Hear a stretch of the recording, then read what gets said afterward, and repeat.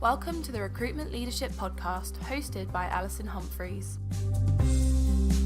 The Recruitment Leadership Podcast is here to help those in the recruitment industry gain awareness and understanding on the hot topics faced by those in the business of hiring people.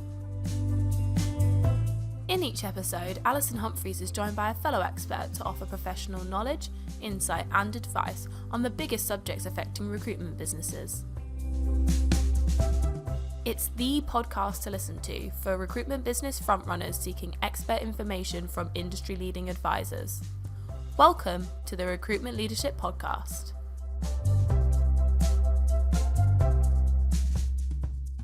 Hello and welcome to another episode of the Recruitment Leadership Podcast. I'm Alison Humphries and I am joined today from across the Atlantic by Mike Horne. Mike is a professor at Golden Gate University in HR management and leadership. He is a PhD in human and organisation development, and he has held leadership roles in companies including Marriott International, Towers Watson, Nortel Networks.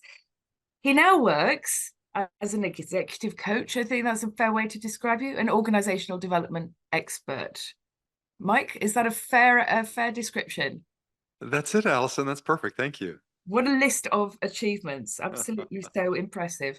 Mike's also a published author, and his podcast, the People Dividend podcast, ranks in the top 10 global podcasts. So don't give up on listening to this one, but do go check his out. Okay. So Mike, welcome, and thank you so much for making the time to join us. We're here today to talk about the challenges of leadership now in an organisational sense. So just to put some context on this, here in the UK, my audience is typically small business owners, even micro business owners.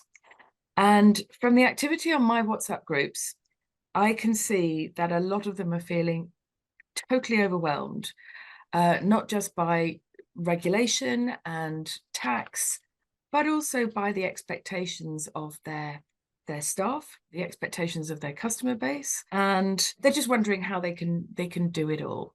So I'd like to start there with that rather depressing picture, and talk to you about what do you see as the major challenges for small business leaders now?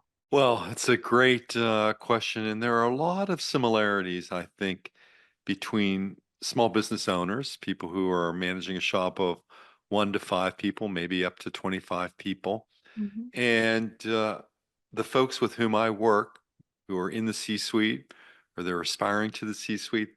They've been founders themselves, and perhaps they've just grown at a different scale, or that they've organized themselves at a different scale. One of my recent clients, brilliant in his field, went on to discover and found what's a household name brand today, working in a very different area.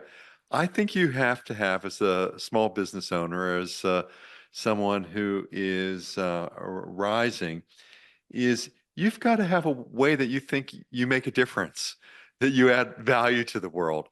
And without that, without some sort of belief in yourself, some ability to be confident, to be competent, to be calm, these three things serve executives well, as well as they do small business owners, because if you're an executive in a medium-sized corporation or a big corporation, you also feel a lot of the weight on your shoulders. Having been an HR leader in some startups or businesses that were divesting in time, I know that the most important thing is to make payroll is right every week. That's the one thing you don't want to mess up. You can mess up a lot of things in human resources, but you don't want to mess that payroll up. And so I think about this ability to succeed, this ability to believe in yourself, to be comfortable, and to realize that you've got some agency in the world to make it all happen. Right. Okay. So I'd just like to circle back to the first point you made there, Mike, which was about knowing what the difference is that you want to make. I'm paraphrasing slightly. And one of the things that I observe in my community of recruitment business leaders, clues in the name, is that very often they set up recruitment businesses on their own or perhaps with a couple of colleagues without any clear idea about what their point of difference is. And consequently, they're just adding to what is already arguably an oversupplied and certainly a highly fragmented recruitment market here in the UK particularly, without a clear message to attract not just candidates and employers, but also to attract their own staff. And quite often they haven't thought about it because their main motivation for starting a new recruitment business was that they thought it looked easy. And since they were already doing what they regarded as generating most of the money in somebody else's business, they thought they'd just be able to keep all that if they set up their own. And it's a massive shock to them when they discover that actually running a business is a world different from being a good recruiter. And sometimes they have to unlearn some of the habits that made them a really great recruiter that are actually going to stand in their way in building a great recruitment business. That's been my observation. We've got to bring three things to bear there. You've got to have goals, discipline, and methods. I think without those three things operating in tandem, it becomes more or less, a wish or a hope. In many ways, we operate in similar businesses. In executive and organization development, the barriers to entry are very low. You want to call yourself a consultant, go ahead. And what has to happen in these sets of circumstances when barriers of entry are so low, you've got to be, thinking about goals, discipline, methods that you have. People often ask me what makes an executive and organization development consultant successful. I've been around enough in my field. I'm a recognized expert in organization development. And when people ask me that question, what makes a consultant, they usually have all these ideas. And my answer is very simple. It's having a client. If you don't have any client, you're not successful. So it does frame, I think, what for most of us is you can be very good technically. You find this in leadership as well. You're very good technically, but it requires a different set of skills in marketing and branding and all kinds of other factors that go into it. Without a doubt. I mean, it is a complicated thing to start a business with, a number of financial and legal obligations for a start that people I meet often were unaware of. They've got to understand the principles of marketing because they don't have the money to outsource everything from the beginning. Yeah, they've got to understand marketing. They've got to understand employment law to hire their own people. They have got to understand, financial reporting and what financial KPIs they need to keep their eye on. And then there's tech stack and so on and so forth. So a huge learning curve when people start running businesses. And in my experience, that is added to by the multiple generations in the workplace. Now, I really want to talk to you about this and get you, from your perspective, what do you think are the big sort of quantum shifts that we're seeing in the makeup of the workforce and I guess their expectations? For a brief bit of time, let's leave out Generation Alpha. I mean, the people who are sort of 0 to 11, let's leave them out because they're not in the labor force yet and they're still developing as a generation. But we can go from Gen Z, as you folks like to say, millennials, Gen X's. There are very different values at play with each of these generational groupings. I mean, when we think about Gen Z individuals, for example, people who are, right now, if you're a late Gen Z person, you're in your sort of late 20s at this point. There's a lot about inclusivity, creativity, social media, which drives some of the values, influence, environmental consciousness, entrepreneurial spirit. But then you can, contrast that with somebody like in Gen X, maybe who's in their mid 50s at this point, And, for them, what's been so important is flexibility, work-life balance, a certain sense of pragmatism, being skeptical of things. I mean, these are very different values that shape the world of leadership. Social media has had such an influence on what we do and how we do it and what leaders do. Mm. Yeah, and it's interesting that the obviously these are arbitrary years that they have to pick to define a generation, but it seems as if these generations are getting shorter. Now, is that, in your opinion, just because marketing people want to, to keep talking about these phenomenon, or do you think that expectations and behaviors are changing quicker? I don't know, possibly accelerated by technological changes? Well, there's more information that's available, and certainly, the way in which we acquire information allows us to trace generations now in a way that we didn't even, I think 20 years ago, where now we can talk about the lost generation. We can talk about the greatest generation. We can talk about the silent generation. We can talk about baby boomers, Gen X, millennials, Gen Zs, Generation Alpha. We have a whole way of framing all of these differences now. And to what extent is that helpful in the workplace? I think it's really helpful.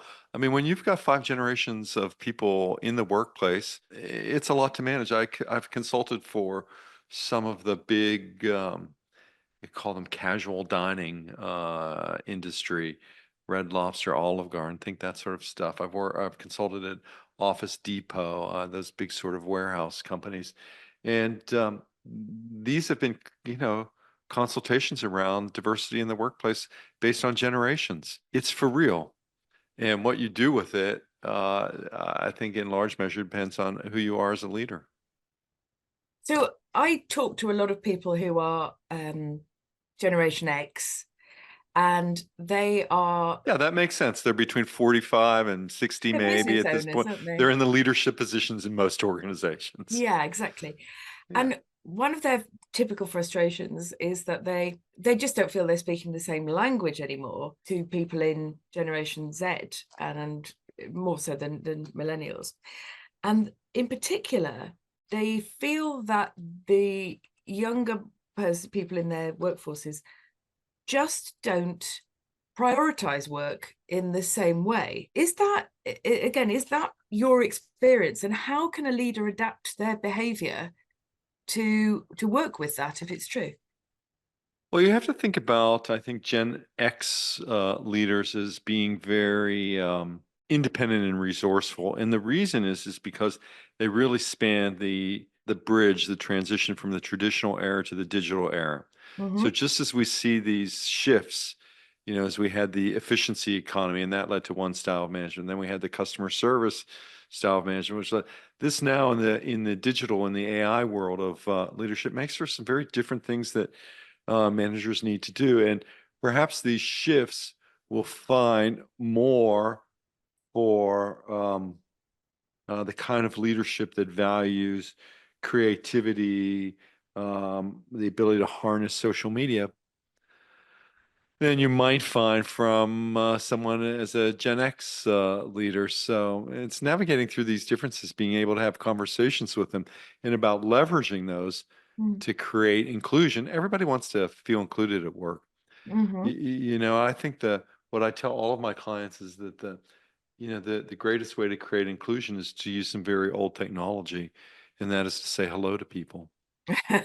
Yeah, I see what you mean. I think I'm just thinking on a very practical level though, if you have got people at the early stages of their career, in my case in recruitment, and they don't have the not networks because they haven't had time to develop them yet that make a recruiter really valuable, but they are less willing, I'm generalizing of course, but they are less willing to put in the hours that it takes to build a strong network, and to get a track record behind you in their early career.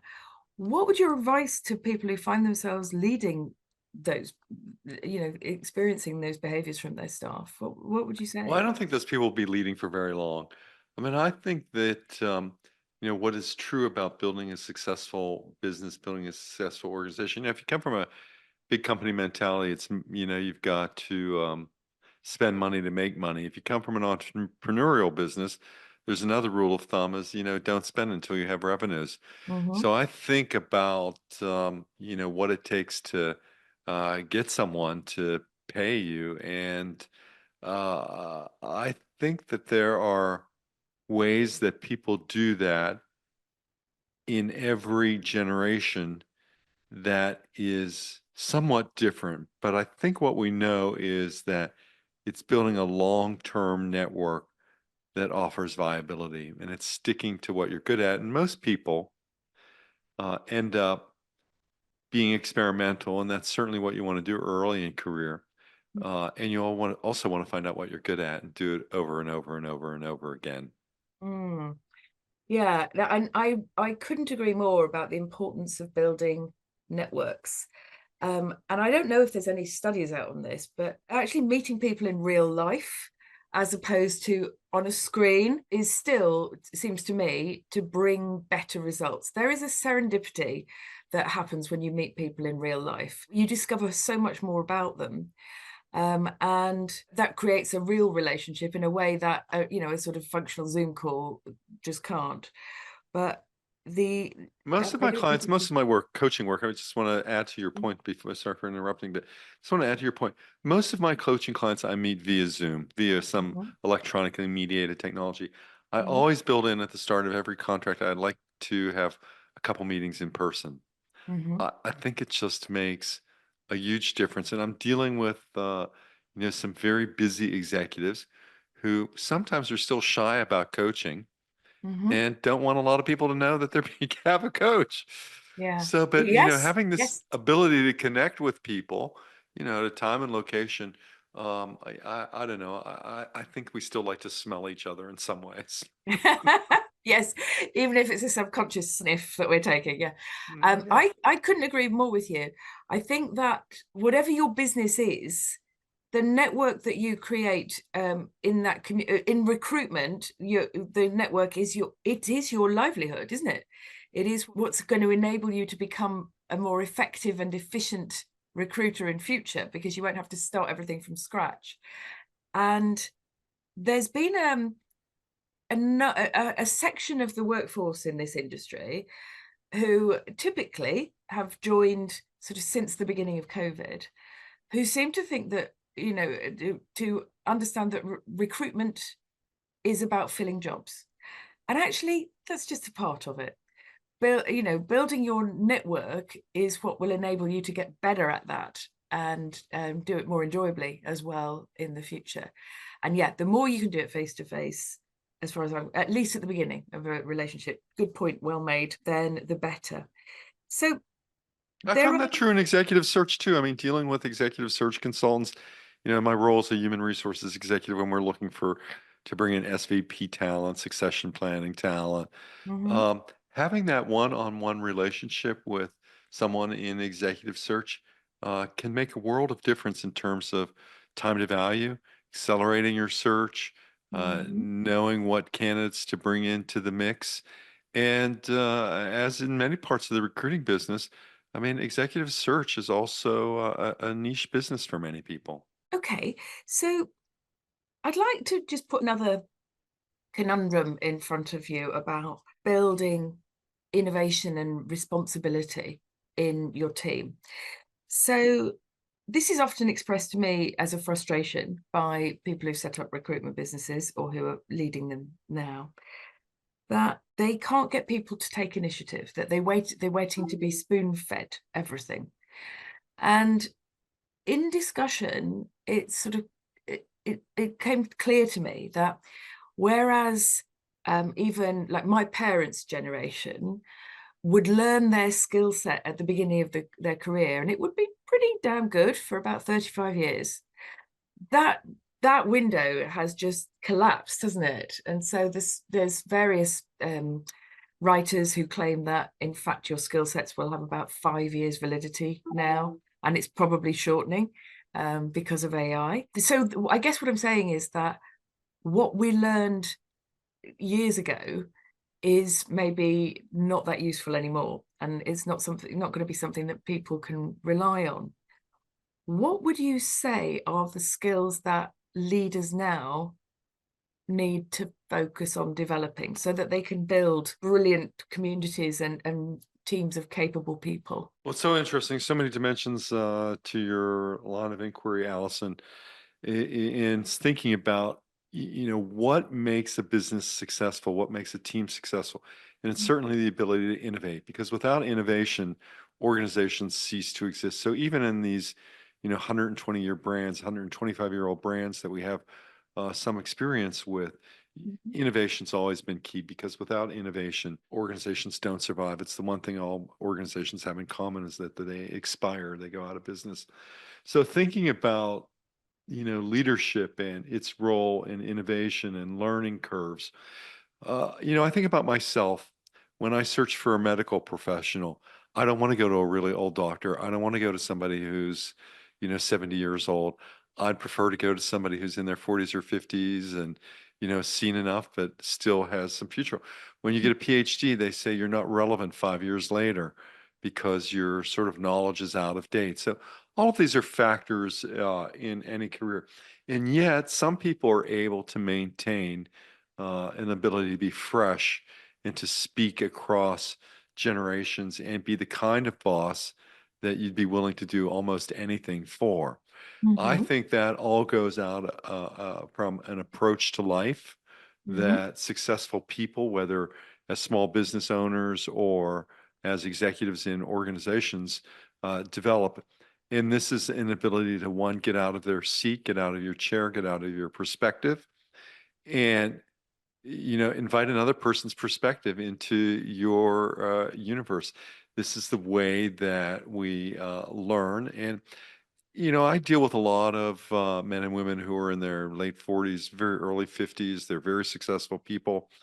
And the challenge at that point in life, what I've observed, is that if you've survived in enough organizations by that time, or have run enough successful businesses, or you've been a successful salesperson, Mhm. you're likely to have seen many organizational scenarios or business scenarios by the time you're 50.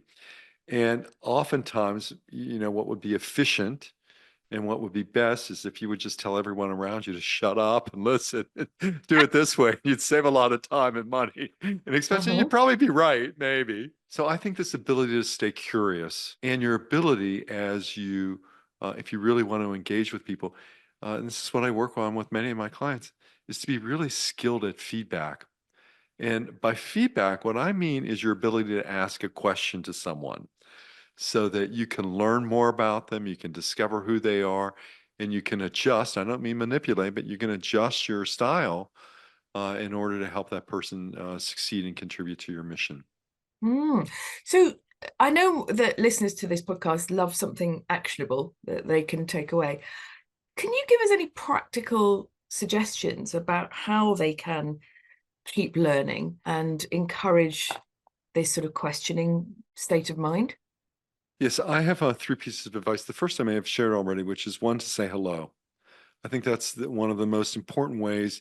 We live in a very diverse world, and in ways that diversity is leveraged, and in other ways it's not. But what we can do by saying hello to people is create some inclusion, because you Mhm. never know where the next best idea is coming from. You don't know what happened to somebody, as a leadership developer.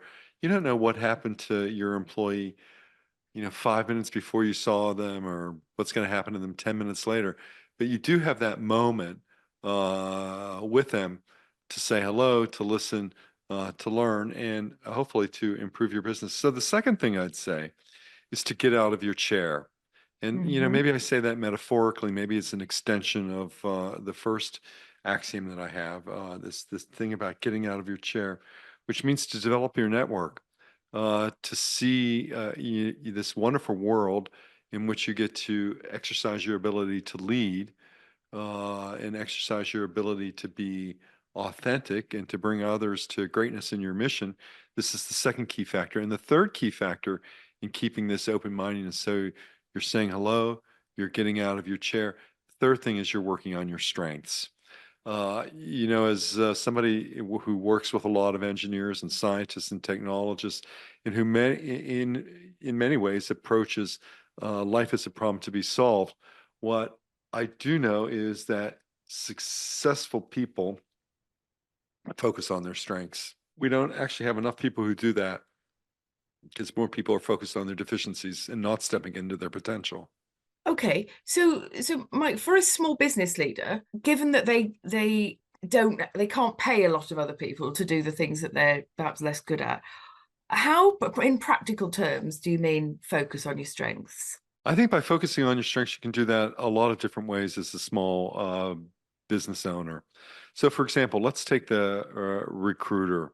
Let's take the search person. That person might be really good at doing is developing one-on-one relationships with prospects.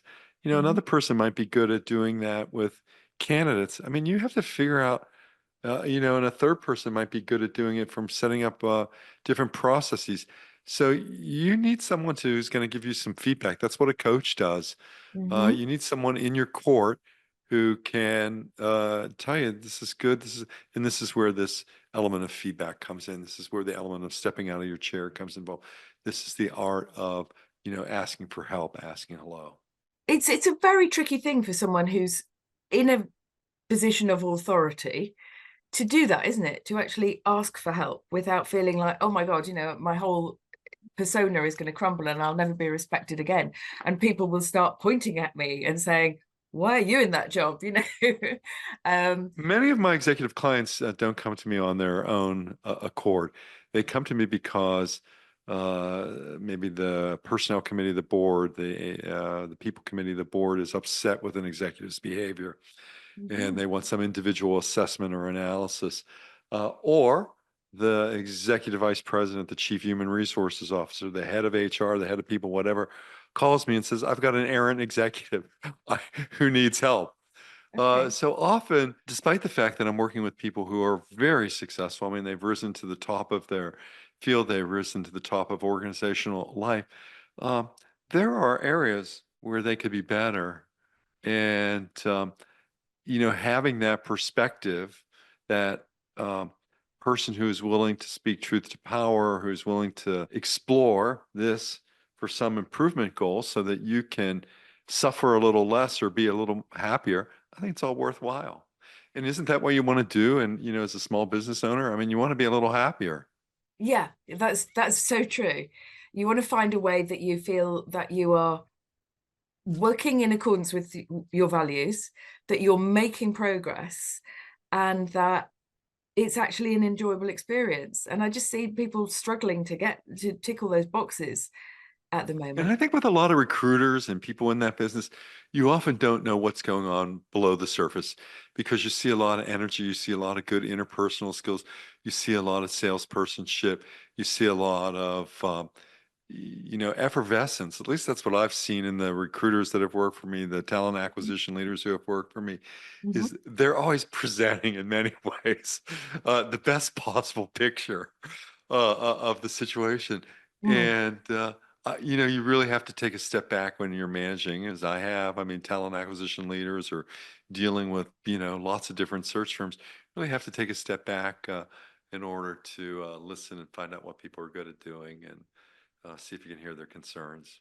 I'm fascinated by this. So when you start coaching with an executive that you don't you haven't previously worked with before, how do you get to the bottom of what that person's issues really are if they are filtering all the information they're giving you? Yes, or perhaps they've been referred into some sort of executive coaching and they're really just going through the motions because maybe there's been some sort of complaint, multiple complaints about Oh.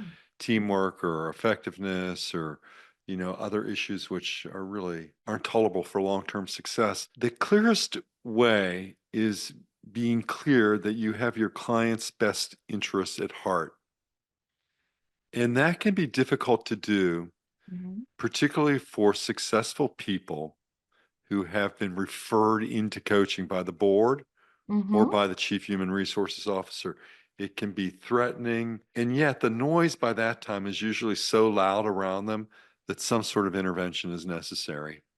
Right. And what I have found is that in a 3 to 6 or 1 year period, enough trust develops, and that executive takes the steps where he or she or they can again feel more confident in what they're doing, happier in what they're doing, more congruent in terms of their integrity with words, actions, and behaviors aligning. Most of the executives that I meet with will deny some of these instances that have brought them to executive coaching. It wasn't me, or I can explain that situation, or here were the circumstances. Let me give you my side of the story. Every situation has a circumstance, or every circumstance has a situation, maybe. So it's really being clear about having the client's best interest at heart, even though that can be challenging in difficult circumstances. Thank you. And yeah, that's a real skill. Okay, so some interesting thoughts there on the challenges facing leaders right now and what they can do about them. And I think what I'm taking away from this, Mike, is that if you are a small business leader, then the key point here is to keep learning about people and to not to spend your whole time at a desk. That's really what taking what I often tell my clients, Alison, is that life is not a science experiment, but rather, and this I think is particularly relevant for small business owners, you've got to be experimental. Be experimental. It's not an experiment. Okay, and that's a really nice aphorism for us to finish on. So, Mike, thank you so much for joining us from San Francisco. Mike, I believe you've got a new book out, The People Dividend. Where can people find out more about that? Where you buy all books in life, at Amazon. Okay. Go to Amazon, Leadership Strategies for Unlocking Employee Potential. It's The People Dividend, same name as the podcast. And I'm so delighted that to have Alison Humphries as a guest on The People Dividend too. She's the kind of leader, the kind of business owner, the kind of contributor to human resources who's making a real difference. And I'm so glad to be in conversation with Alison about these kinds of differences that we can make in the world. Well, thank you, Mike. Well, that's a wonderful endorsement. And again, thank you very much for reaching out to me. And we had a fascinating conversation. So, guys, you can find Mike on LinkedIn. He is Mike Horne with an E on the end, and you'll be able to find him pretty easily. I certainly could. Is that the best way to reach you, Mike? And the other way to reach me is to visit my website, where you can find our blog, our podcasts, all things Mike Horne, learn about doing business with us. Mike-Horne, HORNE.com, Mike-Horne.com. Couldn't be simpler, could it? Okay, Mike, thank you so much for joining us. And listeners, thank you all for joining us as well. Bye for now. Thank you, Alison. You've been listening to the Recruitment Leadership Podcast. If you enjoyed our podcast, please subscribe, review, and share so that others can find the podcast too. We really appreciate your support. If you have any questions about the topics covered or wish to find out more about recruitment leadership, please email alison@recruitmentleadership.co.uk, referencing the podcast. We're also on LinkedIn, where you can follow Recruitment Leadership and connect with Alison Humphries. Thank you for listening, and we hope you join us next time for another episode of the Recruitment Leadership Podcast.